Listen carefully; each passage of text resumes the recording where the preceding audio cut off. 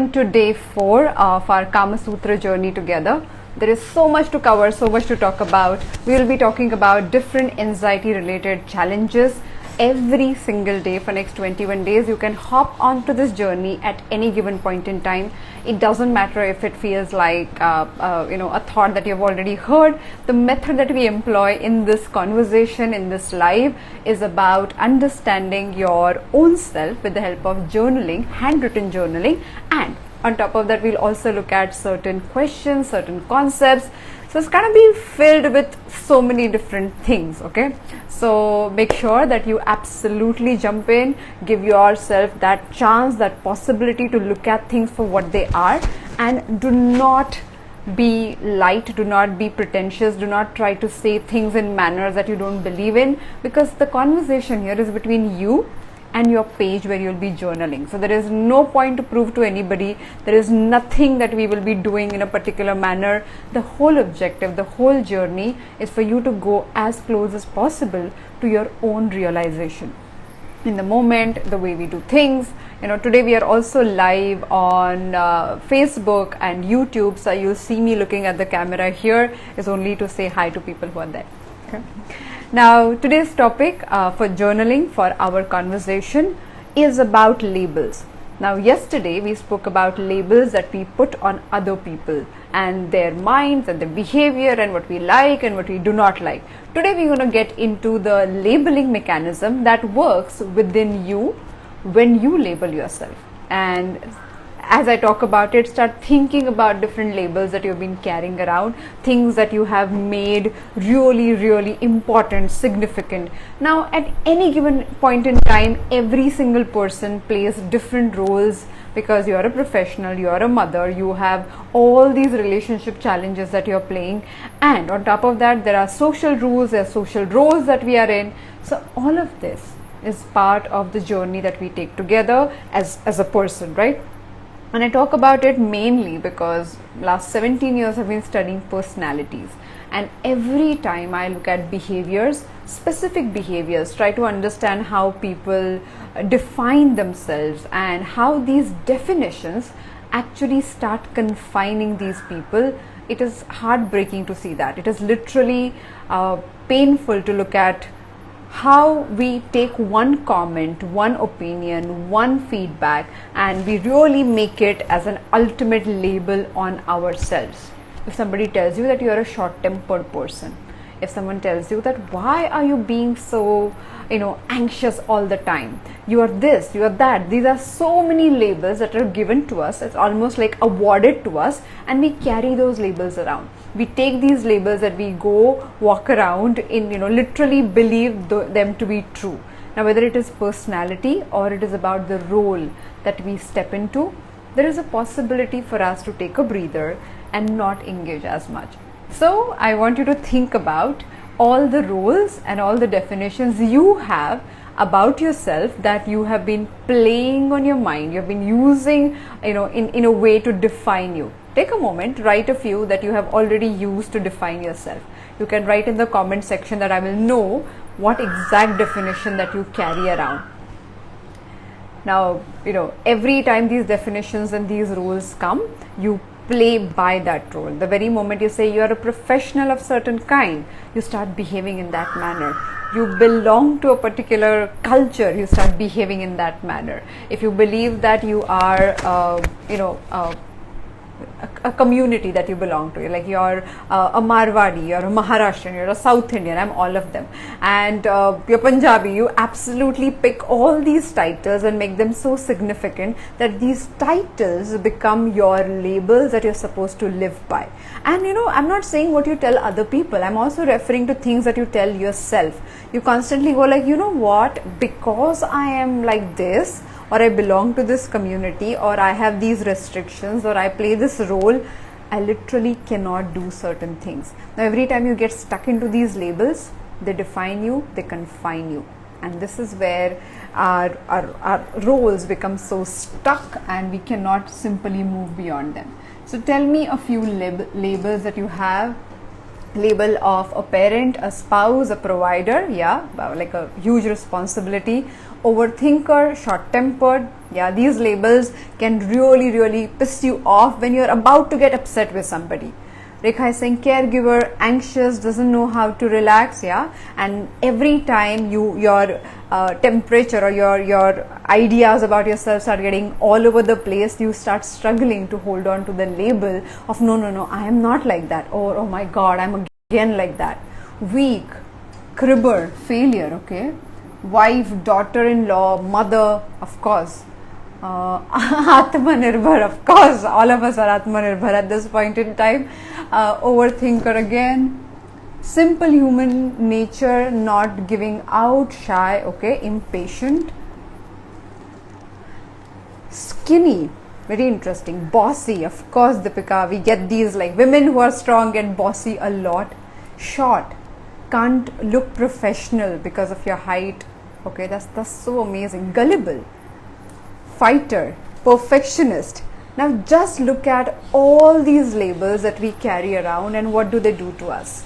Take a moment to think about, like, if somebody believes because people around them have consistently told them, or if they have come to that conclusion, then the labels are way more important than than what we think. What are we answering? We are answering all the labels that we wear. So I picked up some of my labels which I think are very important, and I carried them around. This one is a daughter. I should have written it other way around, but I don't know how to do this. This is a writer, and I'm just going to tell you or show you what we do. Sorry for the mic. What we do when we carry around our labels. We absolutely take them and we make them so significant. This one is behavioral analyst, by the way. Yeah, obviously entrepreneur, because I walk into a profession nobody has picked up. I am a sister. I am aspiring chef whenever that happens. I am a housekeeper, things I have learned about myself during the lockdown. I'm a coach, obviously, so that's my label. I am a yoga student, very proud to be one, very happy. Graphologist, I have to talk about this label. So when I became a graphologist, and it happens till date, but in the beginning people would say graphology, what is it, like what exactly do you do, graph what? Half of the people went, like more than 80% people didn't know what I did, and then there were 20% people who said, oh, you're a graphologist, oh, like the hobby profession kind. And I'm like, no, it's not a hobby profession, like I run a team, I'm a professional. But it took forever for people to look at things. So this one title of being a graphologist was so difficult for me to carry around, because I always felt that people absolutely make judgments based on either it is a very frivolous idea to do this or it is not significant. So graphologist. I think also a label of a friend, which I feel is a major part of my life. And most of you know about me, art enthusiast. So when we walk around with all these labels and try to connect with people, what do? Every time we meet somebody, we carry this title, and we want people to recognize us for one of them. We absolutely, when we introduce ourselves, we are walking around with all of these, and we want people to take a note of it. We want them to understand that, hello, if you're talking about me being a writer, of course, this is like my title, and this is what I have done, and how can you not see it, and what are these ideas, and which is painful, because when people do not behave in the manner we want them to, we feel disappointed. And if they behave in the manner that we want them to, we feel validated. Now both these things are problematic, because if we require other people to validate us, we still have a challenge in the situation. If we absolutely want to understand that when people function the way they do, when they do things in the manner that they do, we can actually have freedom to go beyond these labels. How would you do that? And this is where my question is. Because if your life of a mother does not end till you get into another role of a professional, and that is very well defined, and you have so many things to kind of support and fight and live by, and then you move to the next one, and then move to the next one, where do you find a breather of absolutely being yourself? What is the idea of being yourself? The whole idea of being yourself is only defined by what you have done, what you're defined as, what people have told you about you, and there's a problem with it. Because what if you discover something that you have absolutely never tried? Like, I started cooking 2 years ago, like not during the lockdown, 1 year before that. And before that, I don't know how I managed to do that, but I never entered the kitchen. I never took any interest in any kitchen activities. But if I look at last 2 years, it is an important part which I thought I never ever explored. I had like no clue about baking and in any one of them. But that definition that, oh, I'm not like cooking kind of a person, always worked against me, because my idea of somebody who cooked was very different. Now you have ideas like that. So today's question is about label, and today's concept is about you are not your label. You are absolutely not any one of these labels. So the very moment you understand that we all are beyond our labels, we are all are beyond these definitions that we have imposed on ourselves, we have freedom to make some choices. Now I want to connect this label concept to anxiety. So many of us feel anxious because when we look at our work, when we look at our personal lives, the roles are defined by other people.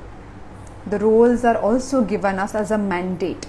As a mother, you have to do 50,000 things. As a wife, you have to do these 15 things. As a banker, you will be doing this. So all we do is we constantly try to live up to the idea that is given to us, up to this whole image that we are building and keeping. So is it possible for us to go beyond our labels and live with a moment of freedom there? If it is possible, what do you require to do? So when we think about all these labels that you're carrying around and using as your shield, as your formula to success, formula to happiness, anxiety is obvious, because we know that we don't fit into so many things. So when you have a label that is well defined, it also makes you feel inefficient, incapable, not good enough, because the mandate is set by external rules. And if we choose to drop our labels, if we choose to do it other way around, we say, okay, wait a minute, I do not want to only be confined by these ideas, what can I do? Because the idea of having these labels is to make your life easier. I was talking about this the other day, that we have set these traffic rules, so-called, in the world, so that we do not clash with one another. So we are supposed to follow certain lanes, we are supposed to follow signals. All of this is defined so that you would not bump into the other person just because you didn't know where to go. This is how the roles are defined. But if these roles are absolutely getting to you, and if they are not giving you any breather, and if you're dying under the pressure of it, then it is counterproductive. And that is a point to think about. As I said, we constantly look at things from a space of reflection, space of exploration, and understanding your version of the truth. Because there is no ultimate truth any which ways. All we're going to do is we're going to figure our version of the truth and live by it. So your version of the truth is your definition with all these labels, the way you have associated. So today's journaling question is about, which label have I made significant in my life, and if I change my definition of these labels, what would change? I'm going to repeat this question. Which are those labels of my roles and responsibilities that I have made significant in my life, and if I change and alter these definition of my labels, what would change? Now, personality, is very crucial for you to understand how you function. Why do you think the way you do? What exactly do you do when it comes to thinking in the manner that you imbibe your own thinking, so-called? We cannot absolutely drop this whole idea. We cannot say, okay, I am like this, so what? Now, anything that you pick up can be altered, because personality, current personality that you have, is just your starting point. It is not an ultimate idea. And if you have learned about personality, the way the journey goes, I was talking to another trainer yesterday, and I was telling her about this whole idea of how personalities are built. One of my training programs in Myers, like the program is called MBTI. It's called Myers-Briggs Type Indicator. So it's Carl Jung's philosophy, and on which you divide people in 16 different personality types. And when you study that subject to in-depth degree, you realize that people transform after 35-40. They in certain behaviors they go opposite of their own behavior. They literally go opposite of their own behavior, and we all do that, right? Like we used to be certain kind, and we used to be very calm and very composed, and suddenly we are very hyper. Or we used to be very committed, and now we are very frivolous. We used to be very focused, and we are all over the place now. So we have gone in so many different traits on opposite side, in strength as well as weaknesses. So when you understand that, wait a minute, which means my personality is malleable, I can change certain aspects about it. The question is how. First, it begins with you deciding you want to change certain things. Second is when you decide where do you want to make the changes, how you're going to go about it. So this one is one of them. So pick any one of your labels. Like read, okay, graphologist, that's the label. If this is the label which I have made very significant, and if I change the definition of this label, what would change for me? And it is not like one word answer, okay? It is like this huge floodgate that can open. Because imagine being defined as a mother. And I meet so many women who feel completely crushed under the pressure of being a woman, being a mother, being a wife, and they do not know how to go beyond that. As somebody said, being a provider. For a man, that whole label of being a provider is such an important idea. If they cannot provide, or if they fail to behave in a certain manner which is acceptable by people around, it becomes absolutely devastating for them to look at themselves. Right? Now these are the ideas we want to look at and write down. So when you get to journaling, be as honest as possible. So the process is of 3-step. I've already asked you the question, and as I asked the question, I gave you the example. The thought is activated. You already feel the churn, you already feel the trap, and you feel overwhelmed by all the labels that you're carrying around. Just do not answer the question. We're going to go ahead and we're going to write the whole S-stroke practice for 1 page. I'm going to do it half a page with you, but you will be doing it for 1 page. And then after you're done with that 1 page, you're going to set a timer for 15 minutes and you're going to write the answer to this question. Again, people who are new joining today, the process is 3-step: a question, S-stroke practice, and then responding to the question. So the very moment you see that the S-stroke practice is happening, so much will be releasing from a very, very deep level. And we want that deep level, that whole conversation to come, and for us to understand these nuances of it.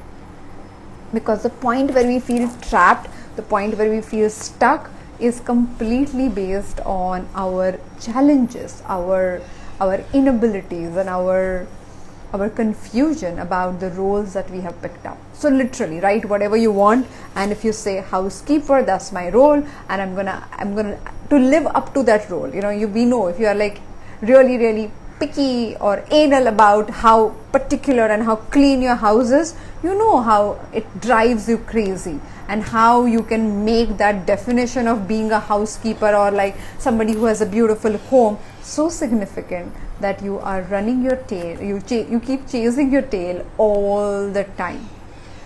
Are you doing it for yourself to make yourself happy, or you're doing it because that definition is something that you cannot fail on? That is the question.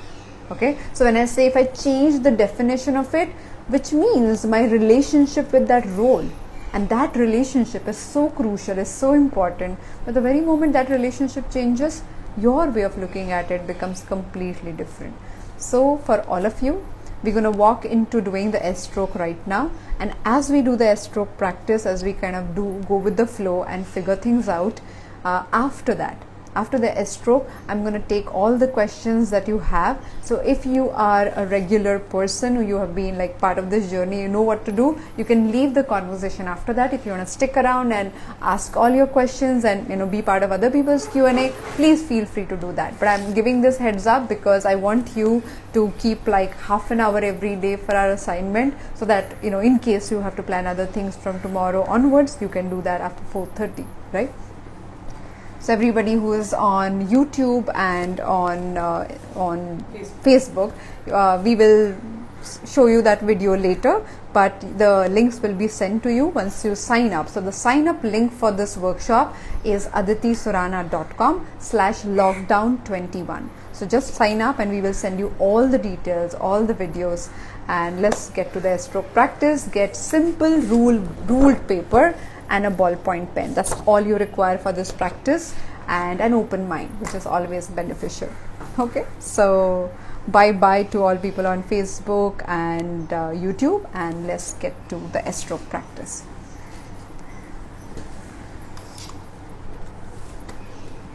So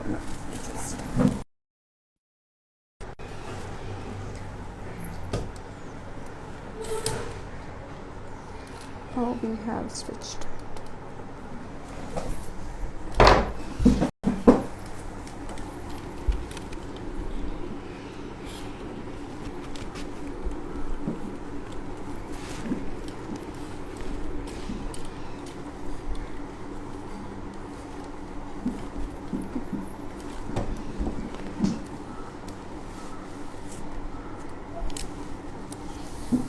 Every day we try different ways of making this process smoother. Okay, here we go. We will be looking at the S stroke practice. It's a simple stroke that we will be doing. If you haven't learned the stroke, the link will be sent to you in your conversation, in your email when you register on the link that I just mentioned. Let's breathe slightly deeper than normal, and as you do that, as you connect with yourself, just give yourself a moment to find your sense of calmness. So let's get to it.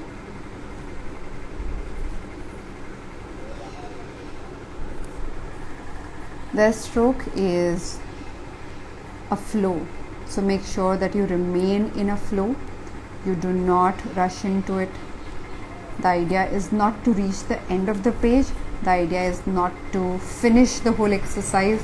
The idea is simpler, is to breathe and be as involved as possible in each stroke. Be as involved as possible in each possible stroke.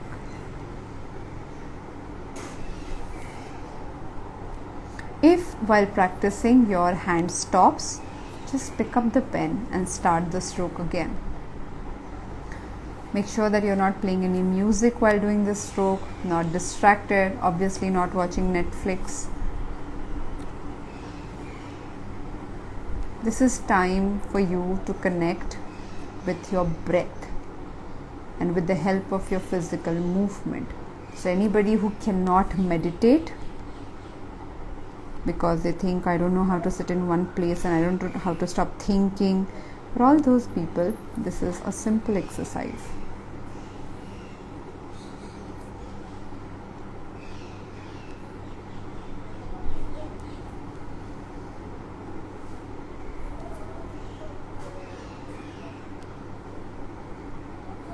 We have people who are right now going through COVID and who are in quarantine, reporting that they are finding their mental struggles getting lesser with the stroke practice.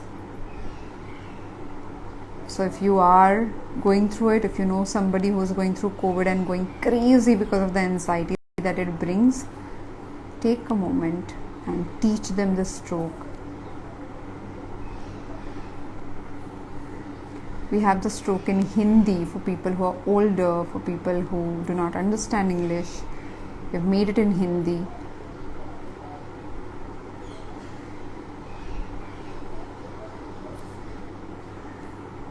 At the back of your mind, you will have the question of all the labels going on.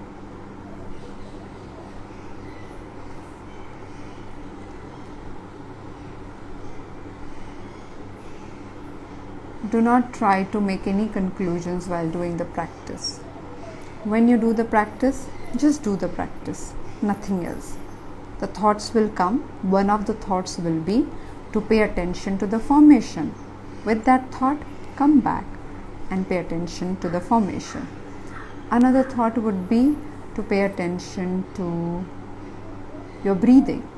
With that thought, come and pay attention to your breathing. But as you know, your hand will move and it will keep moving, and we want it like that. We want the formation to go and flow.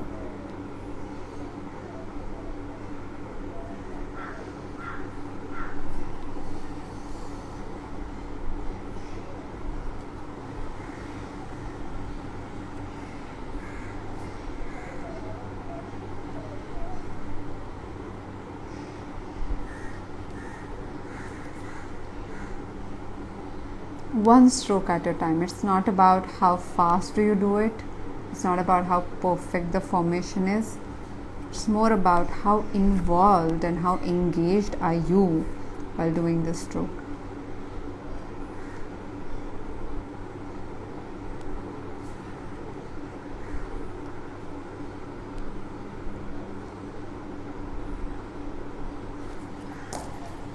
On that note, let's look at what